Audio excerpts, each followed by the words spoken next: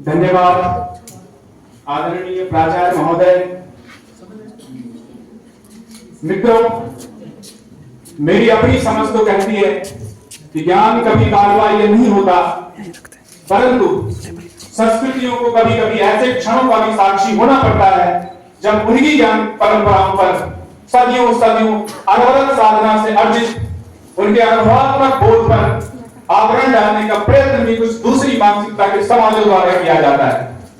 वर्तमान इस संगोष्ठी का केंद्रीय विषय ही यही है कि हमारी अपनी ज्ञान परंपरा क्या है, हमारे अपने जीवन मूल्य क्या है, जीवन को देखने की हमारी अपनी दृष्टि कैसी है, हमारा प्रकृति बोध कैसा है। और मेरे ख्याल में बहुत कम संगोष्ठियां ऐसी होती है जिसमें जीवन के सच्चे प्रश्नों पर विचार किया जाता है। आज और ऐसी संगोष्ठियों के माध्यम से कभी कभार हमारे जीवन में ऐसे सौभाग्य का उदय होता है, गांव एवं नगरीय एवं महानगरीय संरचनाओं से दूर हम गांव को एवं सच्चे भारत के दर्शन अपनी आंखों से करते हैं।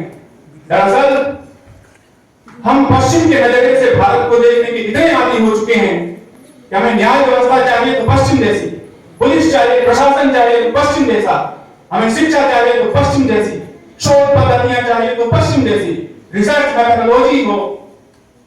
ये जो नव शिक्षकों की मनोवृत्तियां हैं कभी कभार पराजितों की सी मनोवृत्तियां लगती है। मैंने इतना राजी पश्चिम से भारत को कभी नहीं देखा था। दरअसल 15 अगस्त 1947 तक भारत जिस व्यवस्था को उखाड़ फेंकने के लिए उतारू था, ठीक 16 अगस्त 1947 को ज्यों का त्यों अपना लिया। हमारा अपना आधुनिक बोध क्या है, हमारी अपनी आधुनिकता क्या है। मैं ज्ञान के क्षेत्र में एक ऐसे भारत को जानता हूं जिसको कभी इस नकली आधुनिकता ने संस्पर्श ही नहीं किया, जो कभी ज्ञानी होने का दम भी नहीं करता। आजकल पर्यावरण पर बड़े बड़े विमर्श होते हैं, बड़ी बड़ी संगोष्ठियां होती है। भारत का एक समाज है आरण्यक समाज, जो सदियों सदियों से प्रकृति के बीच रहता है, जंगलों में रहता है। प्रकृति ही उसका भोजन है, वही उसका आवास है, वही उसका पहनावा है, सब कुछ वही है, वही जीता है, वही रचता है, वही बसता है। पर उन्होंने कभी प्रकृति का अनैतिक उपभोग नहीं किया। मुझे अचानक एक बचपन का संस्मरण याद आ रहा है। मैं उत्तराखंड के जिस गांव से आता हूं, मैंने देखा है अपनी मां को, दादी को जंगल से गाय के लिए, बैल के लिए, पशुओं का चारा लेने जाते हुए। और हमारे गांव के समीप बांज के पेड़ों का घना जंगल है और मैं देखता था कि उस जंगल से सिर्फ 12 महीनों में सिर्फ 4 महीने की आप जंगल से पेड़ों को काट करके उनसे पशुओं के लिए चारा ले सकते हो, 12 महीने नहीं। दरअसल ये उन लोगों का प्रकृति बोध था। वो जानते थे कि उन्हें प्रकृति का कितना दोहन करना है, कितना उपभोग करना है, कितना उपयोग करना है। और ऐसा लगता है जैसे ईशावास्योपनिषद की महनीय परंपरा तेन त्यक्तेन भुंजीता वो अपने जीवन की सार्थकता में सिद्ध कर रहे हैं। एक और बात है, अगर कभी शादी विवाह का समारोह गांव में है तो स्थानीय देवता की अनुमति लेनी पड़ती है जंगल से पेड़ काटने के लिए। दरअसल किसी परंपरा पर देवता पे विश्वास करना न करना ये हमारा व्यक्तिगत मत है, पर इसके पीछे का प्रतीक बड़ा अद्भुत मुझे लगता है। वे जानते हैं कि वे प्रकृति के स्वामी नहीं है। दरअसल उनमें ये आत्मबोध है कि वे प्रकृति के मालिक नहीं है। एक दूसरी विचारधारा है पश्चिम की।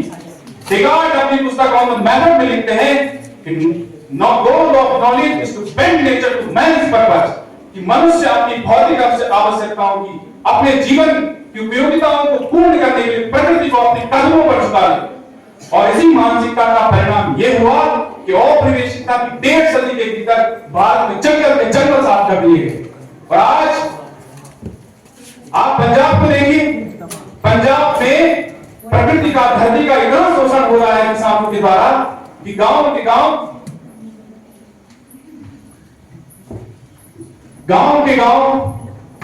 लोग कैंसर से पीड़ित हो रहे हैं। भटिंडा से बीकानेर तक एक ट्रेन चलती है और उसमें कैंसर के मरीजों की इतनी संख्या होती है कि आज उस ट्रेन का नाम कैंसर एक्सप्रेस। दरअसल ये विचारधाराओं का फर्क है, ये दृष्टि का फर्क है।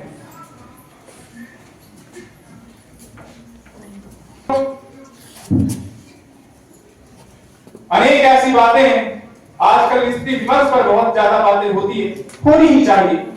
मैं अचानक एक दिन कक्षा में कालिदास पढ़ा रहा था और कालिदास अपने रघुवंशम की शुरुआत जब करते हैं वाग अर्थात संपृक्तो वाग अर्थ प्रतिपत्ति, तो पुरुष और स्त्री की अवधारणा पर उनकी मीमांसा देखिए। वह कहते हैं कि पुरुष और स्त्री की सत्ता इस समाज में ऐसी होनी चाहिए जैसे शब्द और अर्थ की है, वाणी और अर्थ की है। शब्द स्वतंत्र है, अर्थ भी स्वतंत्र है, और शब्द वही सार्थक होता है जो अर्थयुक्त है, और अर्थ अपनी अभिव्यक्ति के लिए हमेशा शब्द की सहायता लेता है। दोनों में स्वतंत्रता है, दोनों में समानता है। आप ये नहीं कह सकते हो कि शब्द की महत्व कम है या अर्थ का महत्व कम है या किसी का महत्व कम दिया जाता है। हमारी परंपराएं हमें नवाचारी भी बनाती है, हमें नवाचार करना भी सिखाती है, इसलिए ये भी हमें सिखाया जाता है। कालिदास एक और बात कहते हैं कि पुराण विद्ये रसाव सर्वम, ये मत कर लेना, पुरानी चीजों को सबको ठीक मत मान लेना।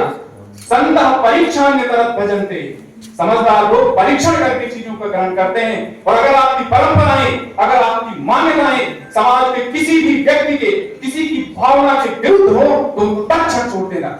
यद्यपि शास्त्रम लोक विरुद्धम नाचरणीयम ना करणीयम, तुम्हारे शास्त्रों में दिखाओ, पर यदि लोक मर्यादा के खिलाफ हो, लोक के किसी की भावना के खिलाफ हो तो उसे उसी क्षण छोड़ देना, ये तुम्हारा कर्तव्य है। और इसी परंपरा का संपादन किया है शंकर, नागार्जुन, रैदास, कालिदास, जो कहते हैं मैं कहता आंखों की देखी, उन्होंने आंखों देखी बात की है।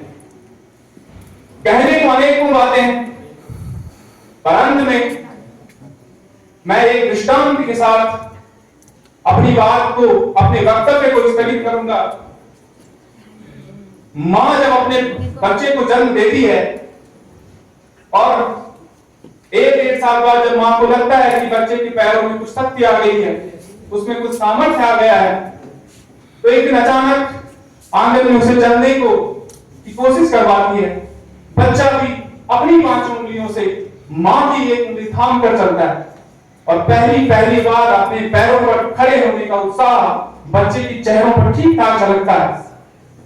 धीरे से वह उंगली छोड़ता है और आगे बढ़ता है, और जितनी तेज दौड़ता है बच्चा मां की तरफ पीठ पीछे करके देखता रहता है और इतनी दूर जाता है कि मां दिखती रहे।